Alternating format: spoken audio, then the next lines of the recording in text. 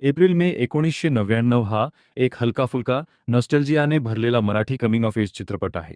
दिग्दर्शक रोहन मापुसकर यांनी हा चित्रपट अतिशय साध्या आणि प्रामाणिक पद्धतीने साकारला आहे. चित्रपटाची कथा 10वीच्या विद्यार्थ्यांच्या आयुष्याभोवती फिरते. मैत्री, पहिलं प्रेम, परीक्षा ताण आणि पुढच्या आयुष्याबद्दलची अनिश्चितता. 90च्या दशकातील पार्श्वभूमीमुळे चित्रपटाला एक वेगळंच आकर्षण मिळतं. मोबाईलशिवायचं आयुष्य, हस्तलिखित पत्र, लँडलाईन कॉल्स आणि साध्या नात्यांची गोडी. कलाकारांचे अभिनय खूप नैसर्गिक वाटतात, विशेषतः तरुण कलाकारांचा. मैत्रीतील केमिस्ट्री खूप खरीखुरी वाटते. मस्ती, लाज, भावना सगळं संतुलित आहे.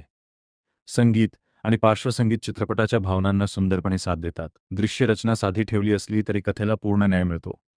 या चित्रपटाची खरी ताकद म्हणजे तो प्रेक्षकांच्या आठवणी जागवतो. शाळेचे दिवस, परीक्षा भीती, न बोललेलं प्रेम आणि आयुष्य बदलण्याची चाहूल. निष्कर्ष, हा एक मनाला भिडणारा, हलका आणि प्रामाणिक चित्रपट आहे. ज्यांनी शाळेचा तो टप्पा अनुभवला आहे, त्यांना हा चित्रपट नक्कीच जवळचा वाटेल.